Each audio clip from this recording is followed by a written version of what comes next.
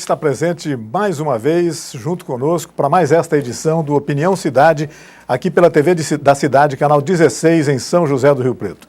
Hoje é sexta-feira. Sexta-feira a gente reserva o espaço do nosso programa para conversarmos sobre cultura, normalmente com a assessoria e a assistência do presidente da Academia Rio Pretense de Letras e Cultura, o Dr. Antônio Carlos Deonero, que, no entanto, hoje falhou conosco. Ele tem um compromisso profissional fora da cidade, está viajando e, no entanto, convidou para participar do programa de hoje uma pessoa cuja presença nos alegra muito e nos dará a oportunidade de conversar sobre assuntos de grande relevância e importância para a cultura, para a educação e para a própria evolução cultural da cidade de São José do Rio Preto.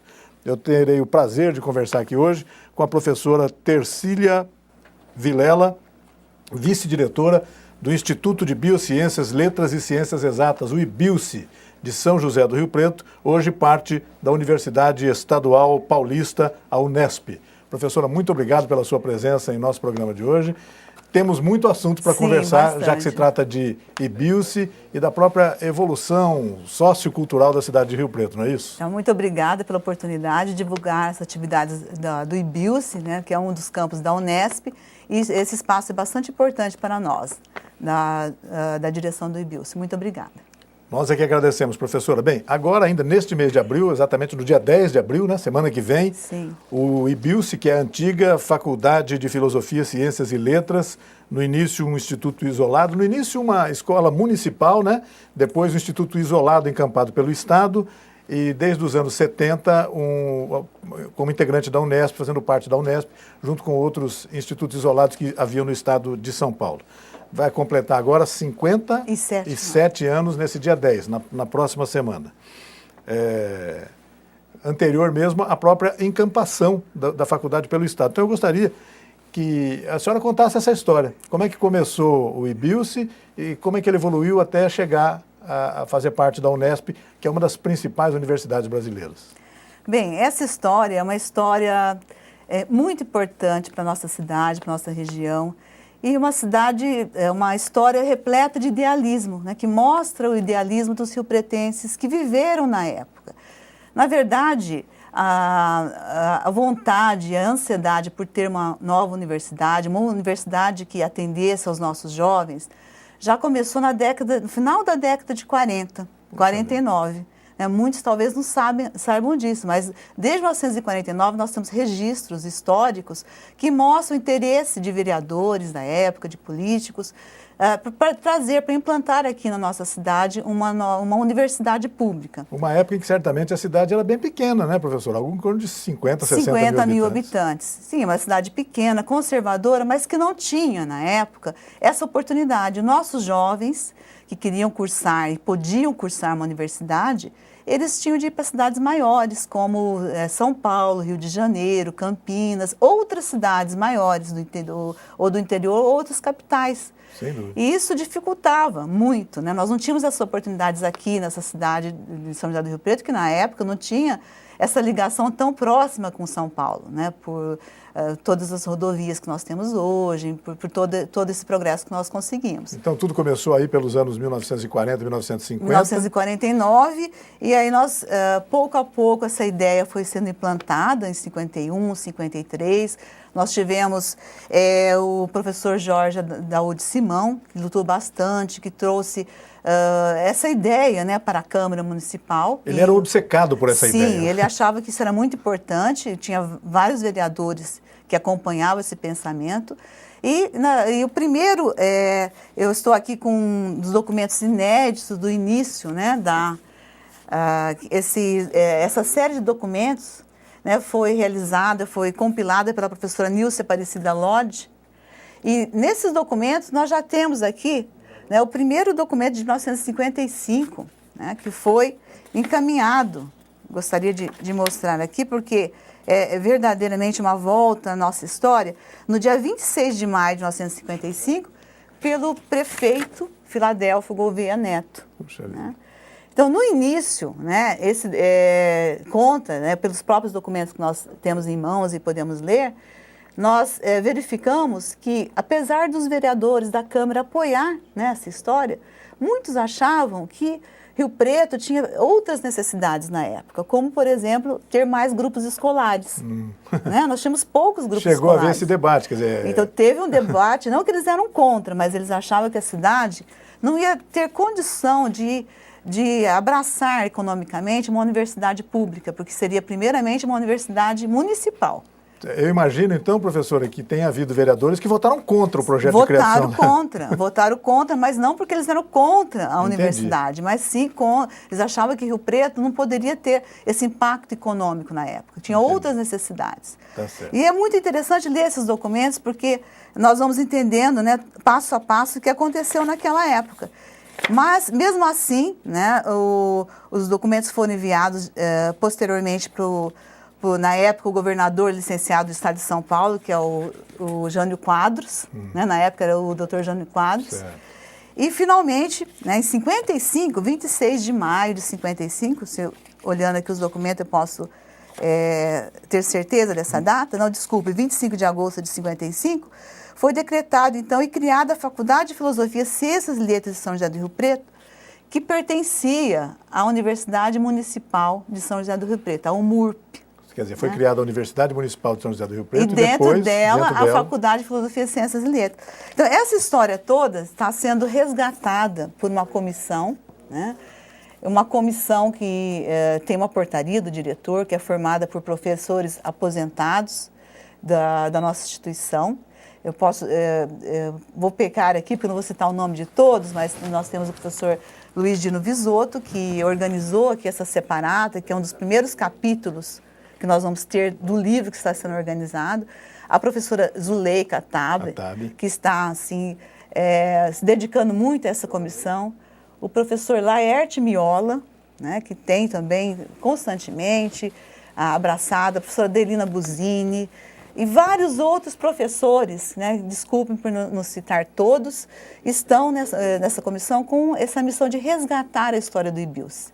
Consolidar num livro essa história. Essa história. É história oral e documental. Né? Nós temos documentos e depoimentos orais e documentos oficiais. Então, eu acho que é um trabalho muito interessante dessa comissão para que a gente não perca essa memória histórica. Claro que sim, né? Claro que sim. Bom, criada então a Faculdade de Filosofia, Ciências e Letras ligada à Universidade Municipal de São José do Rio Preto, ela começou a funcionar aonde? O primeiro prédio foi no Instituto de Monsenhor Gonçalves, lá na Boa Vista, né? Então aqui, não sei se dá para localizar, né? Focalizar um pouco mais próximo. Nós temos aqui o primeiro prédio. Isso. No início eram 4 cursos, né? Um curso de História Natural e 3 cursos da área de Humanas, certo, inclusive Pedagogia e Línguas. O bacana é que esse prédio aí ainda existe, né? Ali na Boa Vista, na rua, se não me engano, Presciliano Silva Jardim, Presciliano. Isso. Mantendo até boa parte dessas características arquitetônicas aí, que bacana que ainda existem. Então, e lá nós temos uma escola importante estadual, né? Que formou muitos riopretenses durante décadas. Sem dúvida. Né? E continua sendo uma escola pública. Né? Sem dúvida. Posteriormente, como o prédio mostrou-se pequeno, porque também tinha outras atividades lá, também parte do curso foi dada aqui no prédio em frente, né? Não sei, muitos de vocês talvez reconheçam, também na Prisciliano e com Silva Jardim, né? Hoje nós temos comércio aqui, uma sorveteria, né? Importante aí na cidade, e uma parte foi então, alguns cursos ficaram aqui, especialmente o curso da área de História Natural. Certo. Né? Eu não estou vendo pela foto, aí atrás se dá para ver a Basílica, né? Ela fica exatamente ali atrás, no quarteirão de cima. Foto, não sei se já existia nessa época ou não. Já existia, sim, porque a Basílica é da década de 40, né? Tá, que foi a construção. Na foto não dá para ver, mas é ali perto. Isso. Bom, então foi bastante interessante toda essa trajetória, porque depois desse processo da criação da UMURP, da Faculdade de Filosofia, Ciências e Letras de Rio Preto, observou-se, né, o próprio corpo docente, os alunos, que realmente a universidade, sendo municipal, ela não tinha condições de crescer. Tinha muitas dificuldades econômicas. Então, logo nesse período, né, até de 57, 55, 57, até 58, essas dificuldades foram aumentando. Isso daí fez com que os professores, os alunos, fortalecesse que essa faculdade deveria ser estadualizada. Começaram né? a fazer gestões para estadualizar a né, escola. com caravanas para São Paulo, para fazer pressão junto ao governador. E finalmente, né, isso aconteceu. Foi em 59. Nós temos fotos aqui mostrando uma caravana de professores e alunos indo até o governador Jânio Quadros na época. E ele acabou realmente assinando, né, depois também de muitas controvérsias, porque isso não era fácil conseguir. Imagina. E a universidade, o MURP, né, o Municipal de Rio Preto, passou a ser estadualizada, então passou a ser do Estado. Lógico que teve muita contribuição da prefeitura na época, que doou terrenos, outros prédios, para que essa universidade fosse instalada em outro lugar. Professor, eu sei que uma das fotos que a senhora trouxe aí é a foto do primeiro corpo docente da Faculdade de Filosofia, Ciências e Letras de São José do Rio Preto. Eu até perguntei para a senhora, mas os professores devem ter vindo todos de fora, né? Porque a cidade ainda não tinha. Ela falou, não, talvez já existissem professores aqui, porque trabalhavam no próprio Instituto de Educação, não é isso? Vamos ver. Pela história, né, nós tivemos professores que vieram da USP, um deles o professor Dino Visoto, que está aqui na foto, e alguns professores de outras faculdades que já estavam instaladas, e alguns do próprio Instituto Monsenhor Gonçalves. Né? Não sei nomeá-los exatamente, quem eram esses professores, mas essa foto aqui histórica, né, mostrando esse primeiro corpo docente.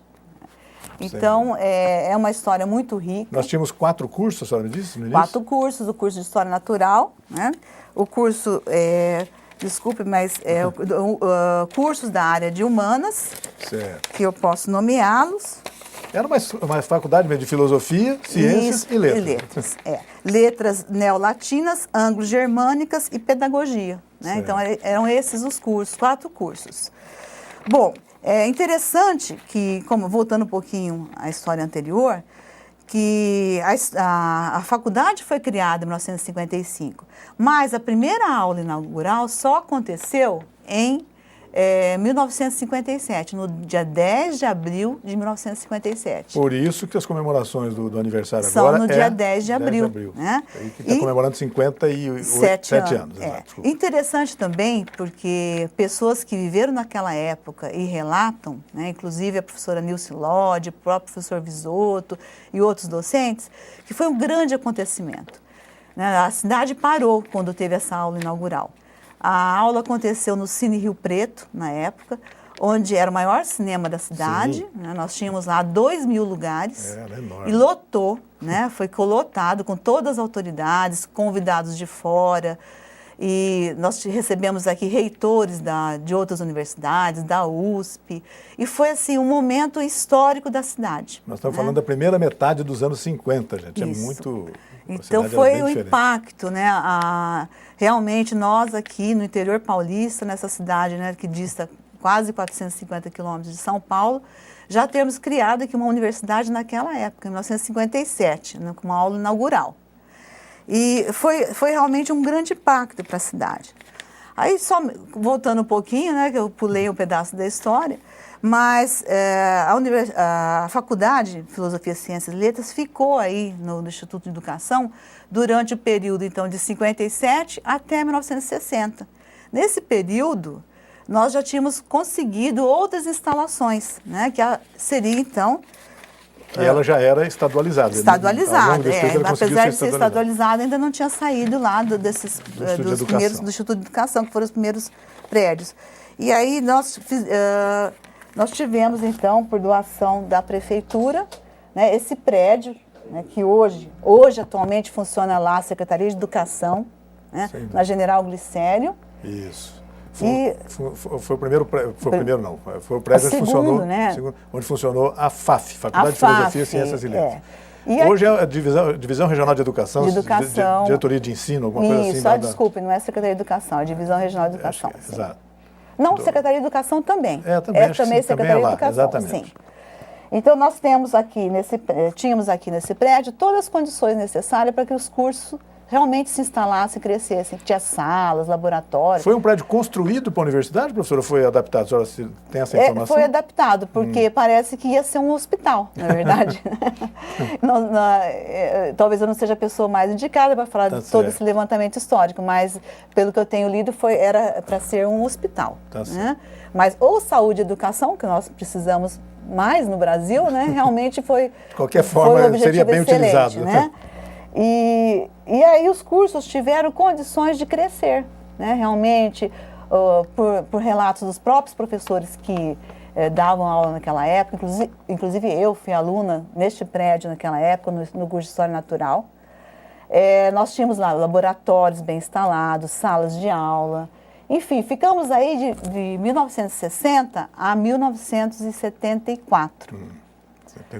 74. Né? Que aí houve uma outra mudança importante. Isso, né, aí é uma outra etapa, nós mudamos então para o prédio atual, que fica lá no Jardim Nazaré, que é um prédio, né, clássico, de linhas arquitetônicas maravilhosas, né, lembra muito universidades europeias. Sem dúvida. Né?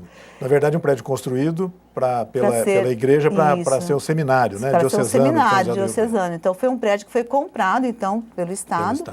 E nós passamos devagar, né, essa foi uma mudança lenta, não foi uma mudança rápida. Alguns cursos, o primeiro curso que mudou para lá foi, nessa época já tinha o curso de matemática, né, que durante esse período outros cursos foram sendo criados também na universidade. Então, o primeiro curso a mudar para esse prédio foi o curso de matemática. Foi um avanço, sem dúvida, né, professora? Aquele prédio enorme, né? Isso, imenso. E ele era muito longe da cidade, né? Hoje ele faz parte da cidade, mas ele era muito distante, né? Nós tínhamos problemas de ir até lá, porque eram estradas de terra, né? Era no meio do nada, né? Não tinha nada em volta, só mato, né? Exatamente. E é um prédio lindo ainda, só que hoje nós consideramos que ele está dentro da cidade. Naquela época estava muito distante. E os professores relatam também as dificuldades de chegar até lá. Né? Iam com seus carros, às vezes sem os carros, atolavam, né? Ficavam enlameados quando estava chovendo. Então era difícil chegar até lá. Mas foi um avanço, sem dúvida. Aos poucos, outros cursos foram mudando e em 1976 nós já tínhamos todos os cursos instalados lá na faculdade, no atual IBILSE, né? Porque nós temos aí depois uma outra etapa, né? A antiga Faculdade de Filosofia, Ciências e Letras. Em 1976 foi encampada pela Universidade Estadual Paulista. Eu tenho a impressão que aí aconteceu um outro momento, um outro salto importante nessa história, né, professora? A criação da Unesp, né, incluindo a Faculdade de Filosofia nela, foi mais um avanço, né?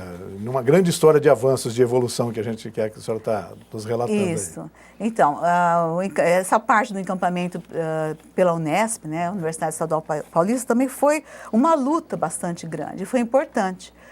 Na época tínhamos no estado de São Paulo 14 institutos isolados, eles foram todos reunidos em uma única universidade, dando um modelo novo a uma universidade, né? Um modelo do estilo das universidades da Califórnia, com vários institutos em diferentes cidades. Exato.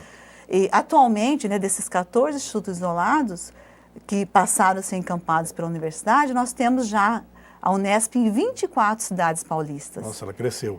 Muito, com 33 unidades. Quando eu falo unidade, significa que cada unidade tem uma direção. Né? Entendi. O IBILSE atualmente é uma das unidades mais complexas, eu considero dessa forma, e vários professores consideram dessa forma. É uma das unidades mais complexas de todas as unidades paulistas. Por que a gente pode considerar isso, professora? Porque ele tem cursos de todas as áreas de conhecimento humano? Exatamente. Isso? Além de ter cursos das áreas de humanas, biológicas e exatas, e com isso nós temos 11 cursos de graduação nas 3 áreas, 11 programas de pós-graduação também nas 3 áreas. Nós temos quase 3 mil alunos, e um corpo docente de quase 240 profissionais que são acompanhados por 233, se não me engano, servidores. Então, no conjunto, se nós contarmos ainda a Universidade da Terceira Idade, que nós recebemos em torno de 450 alunos da terceira idade, nós temos lá uma população de 4 mil pessoas, né, que convivem, que estão lá aprendendo, administrando e trabalhando. Então, são 4.000 pessoas envolvidas. E nesse corpo docente todo que a senhora citou, existem professores titulados muitos, né? Doutores? Todos os nossos professores são doutores. Né? Nós não temos... As coisas mudaram, né? De uns anos para cá, dificilmente se abre um concurso onde não se exija o doutorado. Então, é o mínimo. Até pós-doutorado. Então, hoje, para tentar concorrer a uma vaga, né, numa escola superior pública, é muito concorrido. Então, os profissionais têm até pós-doutorado. Se não tiver, não tem. Claro que não vai ter nem chance para isso, né? Professora, e os alunos? São 3.000 hoje. Diferente daquele início lá, né, do Instituto de Educação. Quantos alunos nós tínhamos no início? Ela tem essa informação, não? Olha, como nós tínhamos 4 cursos, imagino que em torno de 20 vagas, né? Seriam no máximo 80 alunos, né? Eu acredito, não ter essa informação exata, mas é em torno de 80 alunos. Acho que não teríamos mais do que isso. Para 3.000, sem dúvida nenhuma. Sim, esses 3.000, lógico, eu estou contando os alunos, 2.000 alunos de graduação e quase 1.000 alunos de pós-graduação. Professor, essa história toda, essa história tão bonita, essa história que não para, né? Que a história é viva, ela continua, né? A universidade continua crescendo, continua se integrando e servindo a comunidade, né? Acho que o fato da cidade ter chegado até ela, até o prédio ali, também é um emblema, né, dessa aproximação da universidade com a comunidade, que hoje está sempre muito junto, enfim. Isso deve estar havendo comemorações, deve estar sendo objeto de comemorações pelos 57 anos. É isso? Quais são os programas comemorativos pelo aniversário? Bom, nós estamos tendo, já desde o dia 31 de março, um evento que é denominado... Desculpe, deixa eu só... falar certo o nome do evento, 50 anos do golpe militar, memória, história e direitos humanos. Sem dúvida. Este evento, né, está sendo apoiado pela Pró-Reitoria de Extensão, que fica em São Paulo, e está acontecendo também em outras unidades, não é só em São José do Rio Preto. Pelo menos em 10 campos no interior paulista nós estamos tendo esse evento. Então, esse evento está sendo coordenado pela professora Silvana Fernandes Lopes, do Departamento de Educação, juntamente com outros docentes e alunos de graduação e de pós-graduação. Nós só recebemos aqui mostras fotográficas do cemitério de Perus, né, mostrando, né, na década de 70, quando foram localizadas ossadas que pertenciam a ativistas, né, da época do golpe militar. E já tivemos também a apresentação de uma peça teatral, que é 1964, pela história e pela verdade, uma peça muito interessante, que foi encenada 2 vezes na faculdade. Tivemos palestras, uma delas eu gostaria de destacar, que foi do deputado Adriano Diogo. Ele esteve na universidade falando sobre a Comissão da Verdade. Ele atualmente é presidente da Comissão da Verdade, Rubens Paiva, do Estado de São Paulo. Do Estado. Então foi uma palestra muito interessante, ele trouxe vários vídeos, teve bastante discussão entre os alunos, docentes. Várias outras palestras aconteceram e nós temos a semana que vem a continuidade desse evento, né? No final de semana nós teremos um sarau cultural, né, no sábado, e várias outras atividades, por exemplo, contando com uma palestra sobre o movimento estudantil de 64 e fechando, justamente no dia 10 de abril, com a palestra A História da Faculdade de Filosofia, Ciências e Letras, de Rio Preto, e o Golpe Militar de 1964. Então, dessa forma, nós fechamos esse tipo de evento, né? Esse evento que está sendo organizado para comemorar os 50 anos e que está inserido nas atividades de comemoração do IBIUSC. Professora, e é muito importante a gente estabelecer alguns parâmetros aí para explicar por que essa ligação, né? Porque da história do IBIUSC com o golpe militar de 64. Esta semana, na verdade, o IBIUSC, a antiga Faculdade de Filosofia, Ciências e Letras, voltou a ser muito lembrada pelos meios de comunicação, etc., por causa do envolvimento de suas lideranças estudantis e de seus professores com as consequências do golpe militar de 1964. Por sua própria condição de vanguarda do pensamento local, né, a escola acabou no centro de resistência contra o movimento militar. E este assunto, então, como explicou a professora Tercília, está sendo lembrado nas comemorações do aniversário da escola. O que de fato aconteceu naquela época, professora, qual foi o papel da universidade na resistência e, como consequência disso, ela acabou se colocando na mira das atenções dos defensores daquele quadro de exceção no país, né? O que aconteceu naquela época aqui em Rio Preto? Bem, eu acredito que por ser uma faculdade nova, de vanguarda, onde nós tínhamos vários professores que eram provenientes de outras universidades, com jovens atuantes. Então, naquela época, os jovens, os professores, tinham um pensamento de vanguarda. Eles queriam que um governo realmente democrático. E isso daí era registrado em várias atividades. Nós tínhamos também o Gruta, que era um grupo de atividades culturais que apresentavam peças teatrais. E lógico que isso daí chamou muita atenção da cidade. Né? Os docentes eram muito próximos dos alunos. Uma coisa muito diferente, né? Então, a própria sociedade riopretense começou, né, os mais conservadores, a achar que alguma coisa estranha poderia estar acontecendo lá no reduto da universidade. Mas eram pensamentos que hoje nós temos, mas que, na verdade, eram muito avançados para a época, né? E talvez isso já trouxe um foco de atenção.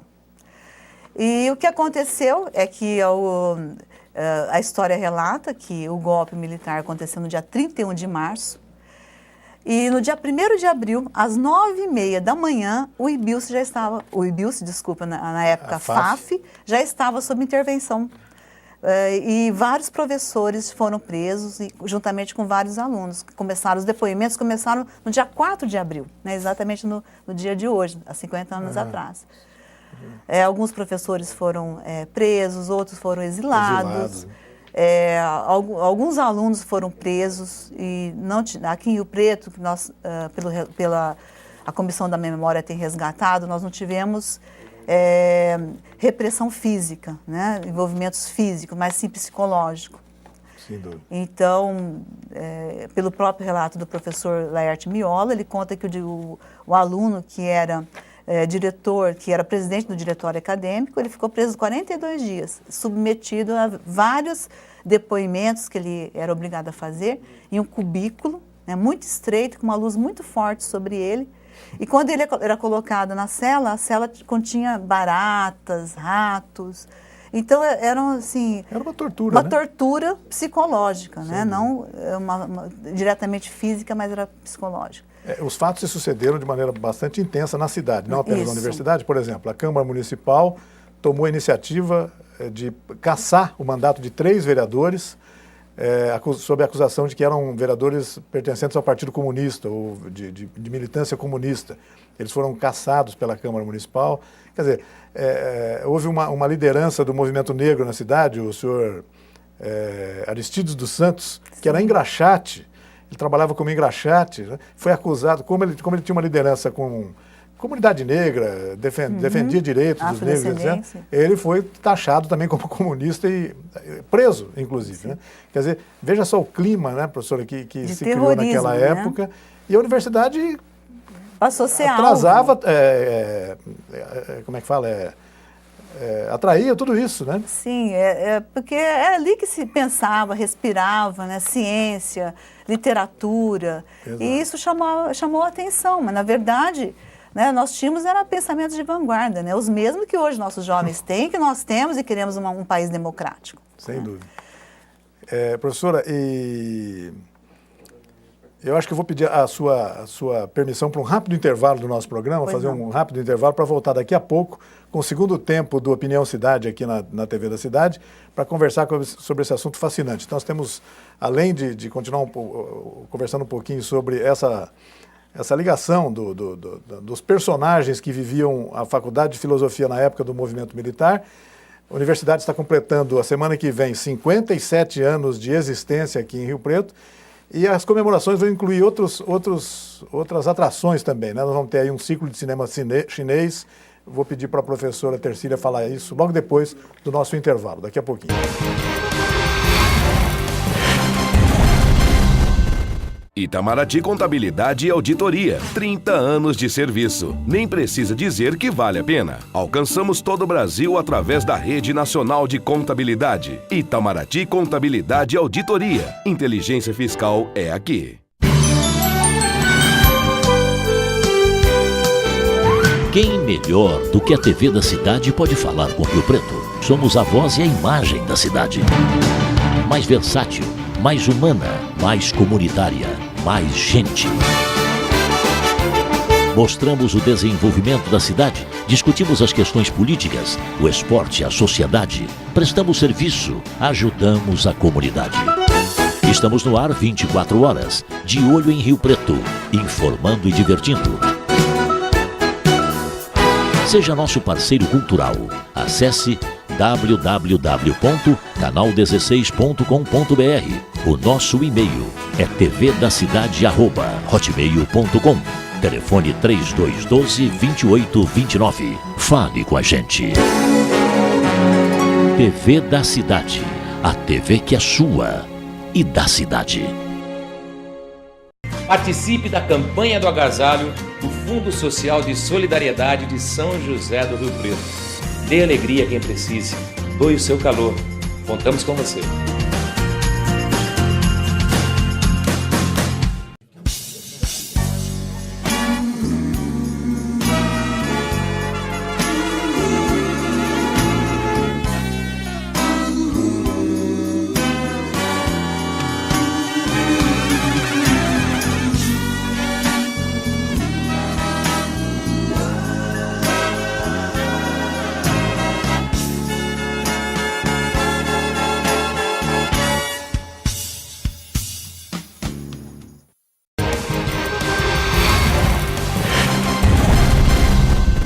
Estamos de volta com Opinião Cidade, aqui pela TV da Cidade, canal 16 em São José do Rio Preto, conversando hoje com a professora Tercília Vilela, vice-diretora do Instituto de Biociências, Letras e Ciências Exatas, o IBILCE, da Unesp, em São José do Rio Preto.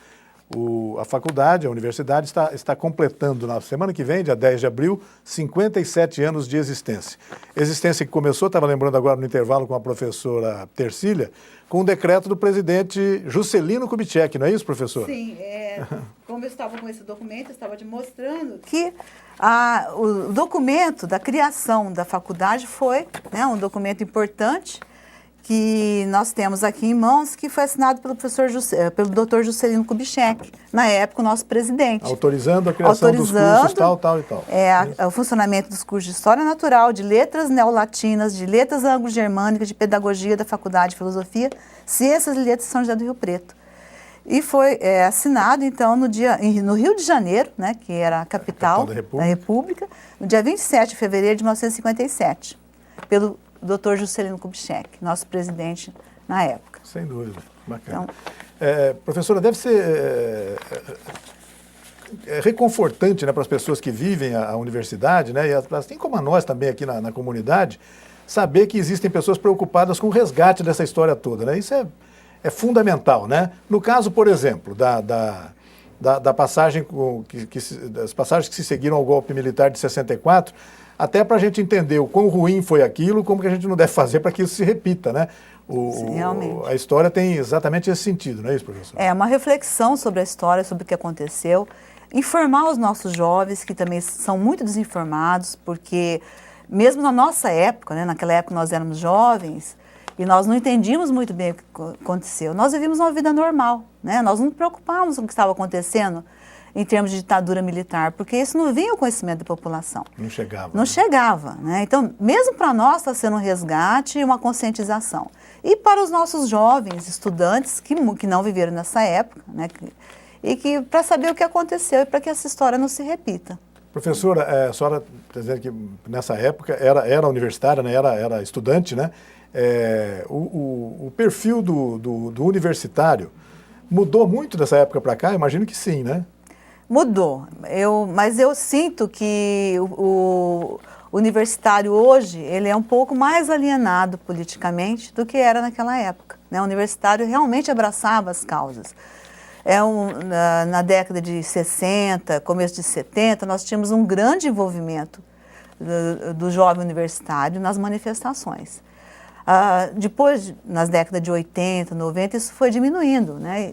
Mesmo na década de 2000. Agora que nós estamos tendo, né, uma volta, né, de uma uma popularização de todas as reivindicações pelos jovens. Né? Nós vimos em junho do ano passado o que aconteceu. Os protestos. Tudo bem que tudo começou por outro tipo de reivindicação. Por causa dos 20 centavos do ônibus, né? Isso, mais na parte econômica e não na parte realmente filosófica, do que nós podemos pensar como política, mas é uma volta, né, de certa forma, dessas reivindicações. Não deixa de ser uma participação. Não né? deixa de ser. Então, mas eu considero que o jovem universitário foi muito mais atuante no passado do que hoje.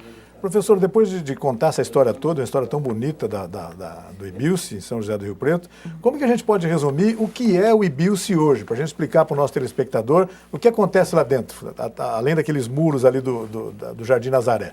Bem, o IBILSE hoje, foi bom você falar dos muros, né, não é uma ilha, né, não é um isolado. Pelo contrário, nós temos um grande envolvimento com a população, com a comunidade de São José do Rio Preto e da região. Nós oferecemos ensino, pesquisa e extensão. Então, são 3 segmentos, né, que nós chamamos de tripé universitário, que é o ensino, pesquisa e extensão. Então, como eu já tinha mencionado, nós temos 11 cursos de graduação, 11 de pós-graduação nas 3 áreas do conhecimento, biológico, humanas e exatas.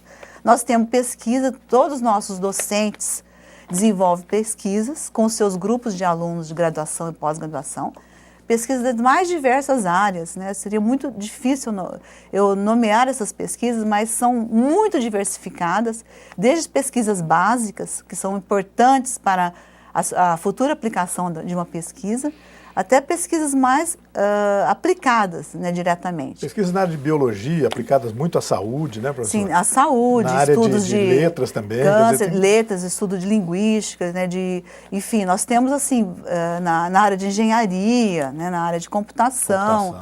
Então, enfim, nós temos pesquisas básicas e aplicadas nas 3 áreas, que são coordenadas por todos esses docentes, com seus grupos de alunos. Esses docentes captam recursos de órgãos de fomento de pesquisa, porque só a verba da universidade não é suficiente para manter essas pesquisas. Então, são professores realmente dedicados ao ensino e à pesquisa, e também à extensão. E aí a extensão é um outro segmento que traz a universidade à comunidade. Então, hoje, eu considero que a extensão é uma das características mais importantes em termos de relação com a comunidade. Isso acontece também nas outras unidades da Unesp. Uma característica da Unesp, essa universidade do interior paulista, é realmente que ela é mais próxima da população, pela sua própria geografia, né, de estar em 24 cidades diferentes. Ela vai atrás da comunidade, né? Ela procura. Cada cidade onde tem a Unesp, nós temos programas que atendem a população. Então, no caso do IBILSE, nós temos quase 50 projetos de extensão, também nas 3 áreas. Projetos que vão desde reciclagem de lixo, a UNAT, Universidade Aberta da Terceira Idade, que traz a população da terceira idade para dentro da universidade, para aprender cursos de línguas, de informática, fazer atividades de artesanais, de crochê, pintura, música. É um grande processo de inclusão. Isso, um processo de inclusão, e nós temos assim muito carinho pela clientela da terceira idade, porque além deles estarem aprendendo, eles também estão ensinando nossos jovens, porque esses cursos, as oficinas são oferecidos pelos docentes e por seus alunos.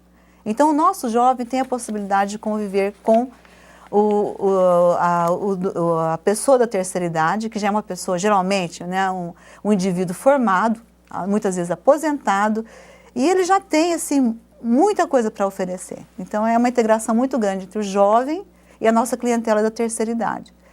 Bom, além desses projetos, são quase 50, né, muitos projetos, nós temos também cursos de extensão. Né, são cursos de extensão oferecidos à população, né, praticamente sem custo nenhum, apenas de uma pequena taxa, muito simbólica, para manutenção de instalações elétricas e manutenção. E um desses cursos, eu poderia destacar, né, é o curso de mandarim, né, que é um curso que é oferecido por um convênio entre o Instituto Confúcio e a Unesp. Tá. Vamos explicar, então, o Instituto Confúcio agora. A professora Maria Cecília, como vice-diretora do IBILSE, também responsável pelo funcionamento do Instituto Confúcio dentro do campus da Unesp em São José do Rio Preto. Aliás, o Instituto Confúcio funciona também em outros campos da Unesp no estado de São Paulo.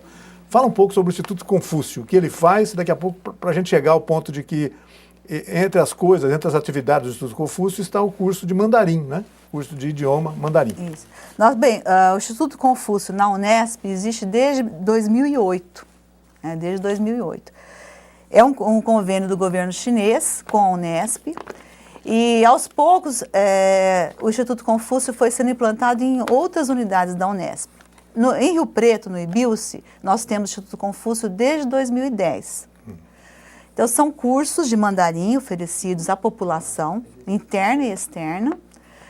São cursos ministrados por professora chinesa. Então, a professora é a segunda professora chinesa que nós temos. As professoras vêm para o Brasil, elas sabem pouco de português, vão aprimorando o seu português para ter um maior intercâmbio com os alunos. E, aos poucos, nós estamos tendo assim, uma procura muito grande desses cursos. É o curso básico, intermediário, oferecido todo semestre. Nós temos como responsável um professor da área de letras, ele que cadastra o curso, ele que responde pelo curso e acompanha as atividades da professora chinesa. Certo. Atualmente, nossa professora é a professora Madin e o coordenador é o professor Douglas Consolo, do Departamento de Letras Modernas. Então, essas atividades a vice-diretoria acompanha. Professor, esse curso de mandarim é oferecido à população? À população. Qualquer pessoa que se interessar pode se candidatar? Como é que ela age para se candidatar? Vai até a instituição, né, e se inscreve na época certa. Né? Agora, nesse semestre, nós já encerramos as inscrições. Mas todo semestre nós temos abertura de novos cursos, sempre um curso básico e intermediário. A duração do é semestral, então é semestral. Né? Então, o foco de interesse das pessoas, eu imagino que seja muito grande e tem até um sentido econômico, né? A China é um grande mercado hoje para o mundo todo, né? E é uma oportunidade de trabalho, quer dizer, as pessoas que aprenderem mandarim passam a ter uma chance efetiva também de se candidatar a esse mercado. Eu imagino que o foco seja esse mesmo. Sim, né? É o foco econômico, né? A China hoje, né, é uma grande nação, né? E nós temos que realmente aprender o mandarim para ter mais oportunidade. Nossos jovens têm que aprender, né? Os jovens, especialmente nessa área que tem direito de comércio exterior, né, na parte econômica, eu acho que realmente tem que ter bastante interesse em aprender essa língua, que é muito difícil para nós, né? Imagino. Muito. O senhor estava me informando que o IBILSE tem também 11 ou 12 alunos chineses, né? Que não vieram por conta do Instituto Confúcio, vieram por outras razões, mas estão aí, né? E como é que eles estão adaptados aqui em Rio Preto e no Brasil, professor? Nós temos atualmente no IBILSE, a cada um ano nós recebemos novos alunos chineses, atualmente são 11 alunos chineses. Eles vieram para um outro convênio com uma outra universidade, de Hubei. Na próxima semana, em maio, nós vamos receber o reitor dessa universidade, que ele vem ver as instalações, conhecer onde os alunos estão. Esses alunos, eles vêm com o único objetivo de aprender o português, porque o português também está sendo muito importante para o chinês. Não só o mandarim é importante para o brasileiro, como o português é importante para o chinês, porque a China tem muitos interesses econômicos e ela está mandando seus jovens para o Brasil para aprender o português. São dois países emergentes, né, que fazem parte dos BRICS, né, entre outras coisas, né, quer dizer, há interesse econômico mesmo nisso aí. Então, e esses alunos são recebidos aqui, eles são integrados com nossos alunos brasileiros, eles moram com nossos alunos brasileiros, eles convivem com a nossa cultura, e estão aprendendo português. E acabam aprendendo samba e futebol também, né, professor? Isso, e gostam bastante da nossa comida, né, das festas dos alunos. Sem dúvida. Então, professor, bom, entre outras atividades do Instituto Confúcio, a gente já falou agora do curso de mandarim, é o curso que o Instituto Confúcio oferece para a população, né? Ou tem outras atividades também nessa área de ensino, etc., que o Instituto Confúcio oferece também ou não? Não, atualmente apenas os cursos de extensão, né, com o objetivo de apenas de ensinar a língua e a cultura, não só a língua, a cultura também chinesa. Bom, o Instituto Confúcio, em parceria com a Academia Rio Pretense de Letras e Cultura, está promovendo, está organizando, está participando da organização de um ciclo de cinema chinês em Rio Preto. Agora eu gostaria que a senhora falasse um pouco sobre isso, e quando vai ser, e o que é que nós vamos ter oportunidade de ver e aonde que nós vamos ver. Tá bom, para falar um pouquinho sobre esse evento, eu gostaria de resgatar aqui que eu não mencionei, o apoio que o Dr. Durval de Noronha tem dado ao Instituto Confúcio na Unesp, especialmente em Rio Preto. Esse advogado ele tem um escritório em Xangai e, pelos relatos que eu li anteriormente, ele ajudou a primeira professora da China a vir para Rio Preto, né, com visto. Durval de Noronha Goios, né, que é uma pessoa com profundas ligações com São José do Rio Preto, um advogado respeitado no Brasil inteiro e com um escritório já no mundo, inclusive em Xangai, na China. E ele está dando toda essa força aí para essa... E ele, justamente o Dr. Noronha, mas o Dr. Del Nero, que é o atual presidente da Academia de Cultura de Rio Preto, eles estão organizando, juntamente com o IBIUS, o Instituto Confúcio, uma mostra de filmes chineses que acontecerá no Teatro Municipal no período de 16 a 20 de maio, né, após a reforma do Teatro Municipal, porque atualmente está passando por reformas. Certo. Então, se não me engano, vai ser o primeiro evento que vai acontecer no Teatro Municipal após a sua reforma. Bem, o objetivo dessa mostra de filmes chineses é exatamente apresentar o Instituto Confúcio para a população, porque muitos, por mais que a gente divulgue, às vezes não conhece, não sabe que tem essa possibilidade de estudar mandarim aqui em São José do Rio Preto. Sim. E eu acho que vai ser bastante interessante, porque nessa mostra nós vamos assistir documentários da China, filmes da própria cultura chinesa, enfim, vai ser um evento que vai trazer um pouco da China ao nosso país. O cinema chinês é bastante atraente, né? As pessoas gostam muito. Quem já viu alguns filmes que devem ser exibidos nesse ciclo, por exemplo, ficaram maravilhados, né? Tem coisa que não dá para perder, não. E a população, de modo geral, vai poder assistir aos filmes lá no Teatro Municipal, é isso? Isso, no período de 16 a 20 de maio, todo dia às 20 horas, no Teatro Municipal. A abertura, nós vamos ter uma palestra do Dr. Durval Noronha de Góis, que vai falar sobre o Instituto Confúcio e a importância do Instituto Confúcio em São José do Rio Preto. Teremos também o apoio da Prefeitura Municipal, da CIRP e da própria Academia Rio Pretense de Cultura, juntamente com o IBIUS. Por isso também essa mostra de filmes chineses está fazendo parte das comemorações do aniversário do IBIUS. Perfeito. A programação dos filmes deve ser oportunamente divulgada, Sim, né? eu não tenho ainda a relação dos filmes, mas vai ser bastante divulgada pela imprensa e todos estão convidados. É para a população de uma forma geral. Importante é isso, né?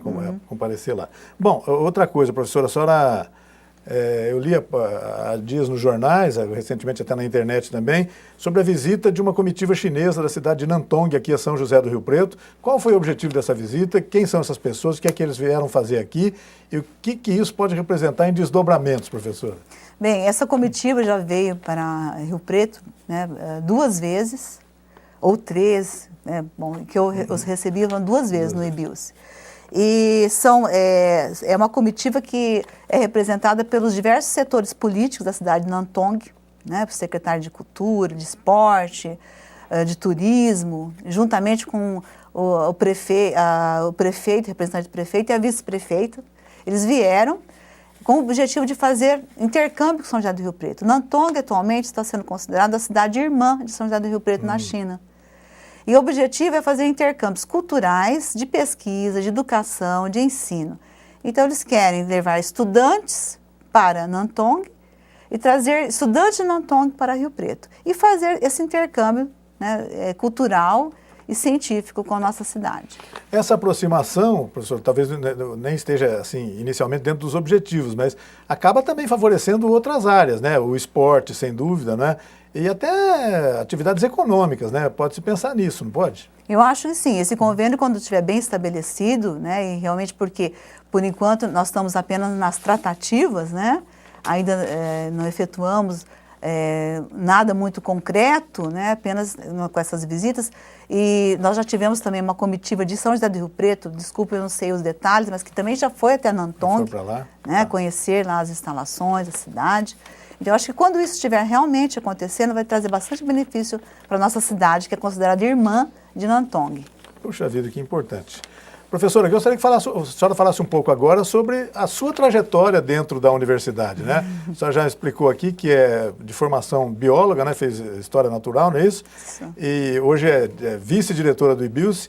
Como foi trafegar de um curso de Ciências Naturais para a vice-diretoria do IBIUSP, passando por uma época que a universidade toda cresceu muito, né? Foi um grande crescimento da universidade. Fala um pouco sobre a sua trajetória na escola.